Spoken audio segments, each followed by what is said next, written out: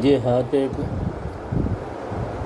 30 वर्षीय व्यवसायी व्यक्ति का हाथ है।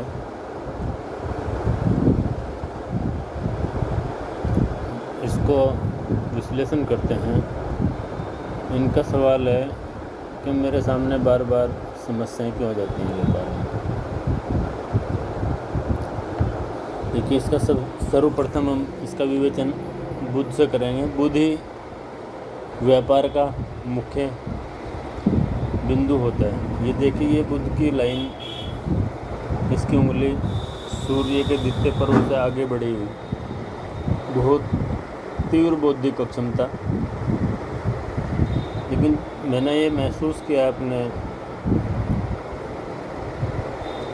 प्रैक्टिकली, जिन लोगों की भी ये बुध की उंगली सूर्य के इस पर्व से आगे बढ़ जाती है, ऐसे लोग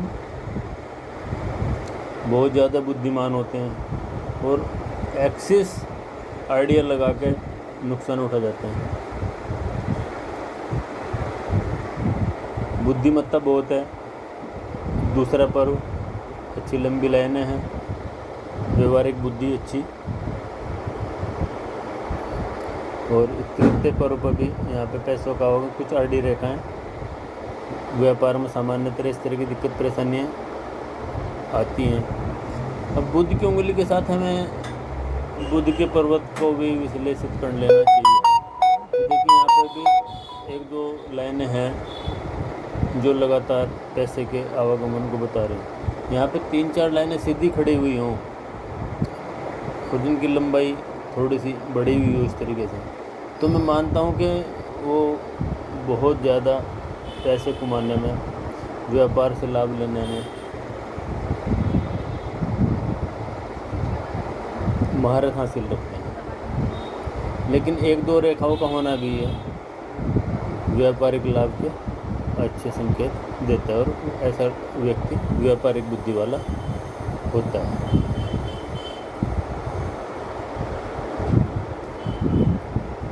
अब देखते हैं सूर्य की उंगली। ये उंगली शनि की तरफ पूरी चिपकी हुई। ऐसे लोग परिवार से सामंजस्य बनाकर रखने वाले।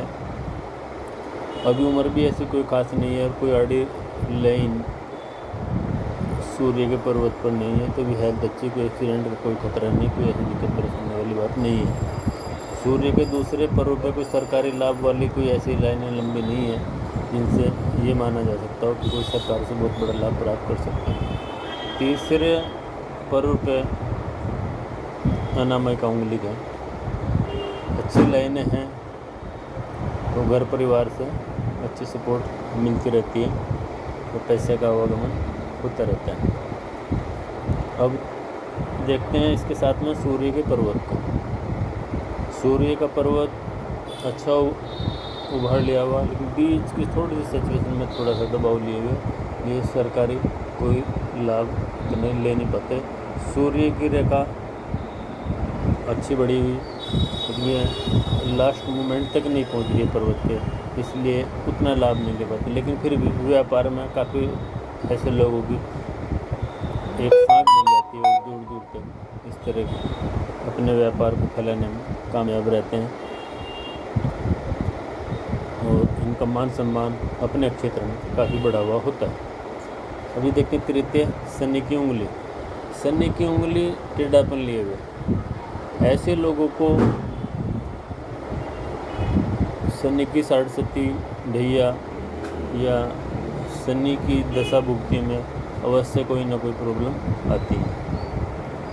और जिनकी ये देखिए, बुध और शनि व्यापार में मुख्य रोल अदा करते हैं। कि बुध की उंगली सूर्य के द्वितीय पर्व से लंबी जा रही हो, शनि की उंगली टेढ़ी हो, ये निश्चित है कि जब भी ऐसे व्यक्तियों को शनि की दशा भुगती लगेगी, इनको नुकसान उठाना पड़ेगा। बाकी और पर्वों को देखते हैं। शनि का अंतिम पर्व अच्छा, कोई अभी बीमारी वाली कोई बात नहीं है, कोई आड़ी लाइन नहीं है, अभी अच्छे संकेत, स्वास्थ्य अच्छा रहेगा। और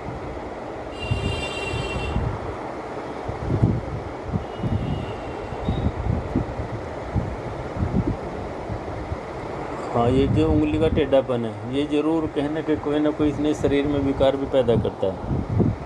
ऐसे लोग पैरालिसिस या और इससे रिलेटेड बीमारियों के शिकार हो जाते हैं, वायु के रोग बढ़ जाते हैं, जॉइंटों में प्रॉब्लम हो जाती है इस तरह की टेढ़ी उंगली होने से।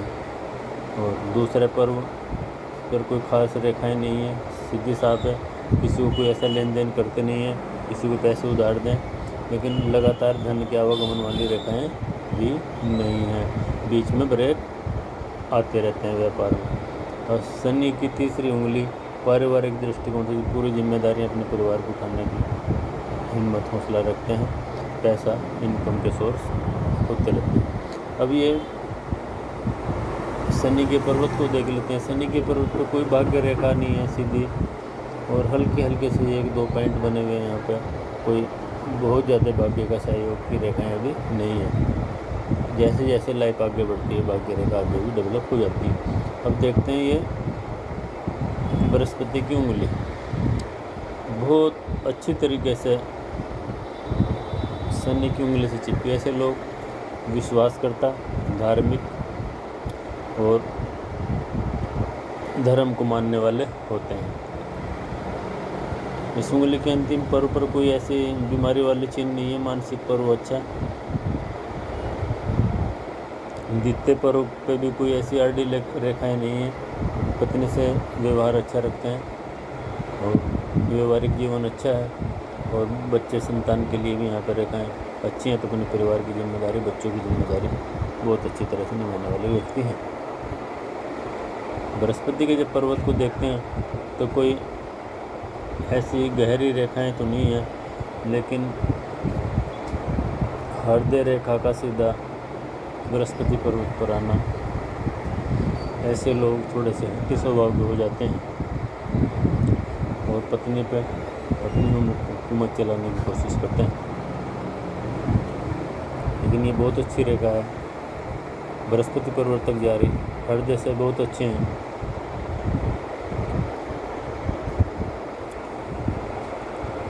और अब देखते हैं मस्तिष्क रेखा। मस्तिष्क रेखा जीवन रेखा से अलग काफ़ी दूरी बनाए हुए हैं, तो ऐसे लोग स्वच्छंद विचारों के होते हैं। ये भी देखिए, पत्नी से जहाँ तक विचारों की बात है तो स्वच्छंद विचारधारा वाला आदमी, वो घर की नहीं सुनता, परिवार की नहीं सुनता, तो फिर घर में लड़ाई झगड़ा इस तरह के आशंकाएँ बनी रहती हैं। ये स्वच्छंद विचारधारा, आज़ादी, स्वतंत्रता, अपने तरीके से चलने वाले ऐसे लोग होते हैं। व्यापारिक दृष्टिकोण से लाइन बहुत अच्छी है, बहुत अच्छा झुकाव लिए हुए चंद्रमा की तरफ, बाहरी स्थानों से लाभ, दूर दूर तक व्यापार करने की क्षमता है। लेकिन कभी कभी ऐसे लोग जल्दबाजी में गलत निर्णयों के शिकार हो जाते हैं और नुकसान उठा जाते हैं। अब देखते हैं आयु रेखा। आयु रेखा बहुत अच्छी तरीके से शुक्र के पर्वत को घेरते हुए आयु वर्तमान समय में लगभग 78 साल के आसपास की आयु बताती है। बचपन में थोड़ा स्वास्थ्य में दिक्कतें आ रही हैं, वो आयु निकल गई है आगे, कोई ऐसी बड़ी बात नहीं है। हृदय रेखा में भी ऐसी कोई खास बीमारी वाले लक्षण नहीं है, ठीक है। और ये देखिए भाग्य रेखा मणिबंध से स्टार्ट होती हुई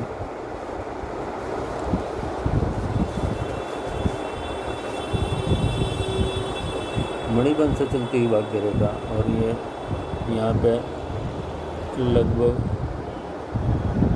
कमज़ोर होती हुई 28, 30, 32 साल के आसपास, उसके बाद फिर 35 साल की अवस्था से फिर भाग्य रेखा थोड़ी अच्छी है। तो अभी भाग्य रेखा में, इसको भाग्य रेखा को कर्म रेखा भी कहते हैं, तो ये कर्म रेखा है।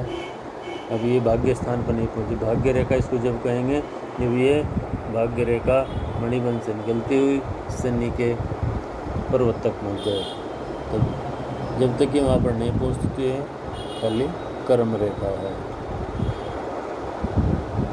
हम ये चंद्र पर्वत की स्थिति को देख लेते हैं। चंद्र पर्वत बहुत अच्छा, कोई चिंता नहीं है, कोई डिप्रेशन नहीं है, बहुत अच्छी स्थिति में। शुक्र पर्वत की स्थिति बहुत अच्छी, उभरा हुआ पर्वत, बहुत अच्छी तरीके से उभरा हुआ। और सब लग्जूरियस लाइफ, घोड़ा गाड़ी सब चीज़ जीवन में ऐसे लोग प्राप्त करते हैं। अच्छे मकान ज़मीन इनके पास होती है। और ये संतान वाला पॉइंट, ऐसे लोग 1-2 संतान के पॉइंट दिखते हैं यहाँ पर भी। विवाह रेखा बहुत अच्छी, शादी हो गई है, इनकी कोई दिक्कत नहीं है जी, आराम से इनकी लाइफ चल रही है। इनका सवाल वही था व्यापार से संबंधित है कि मुझे बार बार व्यापार में प्रॉब्लम आ जाती है। तो इसके लिए जल्द निर्णय ले लेना, बहुत गलत आकलन कर लेना क्योंकि उंगली लंबी है। और जीवन रेखा से बुद्धि रेखा का अलग होना, अपने निर्णय को, अपनी बुद्धि को सर्वश्रेष्ठ मानकर उस तरह के निर्णय ले लेना जल्दबाजी में और फिर नुकसान उठाना, ऐसा इनकी लाइफ में बार बार हो रहा है और आगे भी होता रहेगा। इसके लिए इनको सलाह दी जाती है उपाय के लिए कि आप बुद्ध का मंत्र करें। रोज़ाना बुद्ध के मंत्र की कम से कम 5 मालाओं का जप करें, आपका निर्णय ठीक होने लगेगा।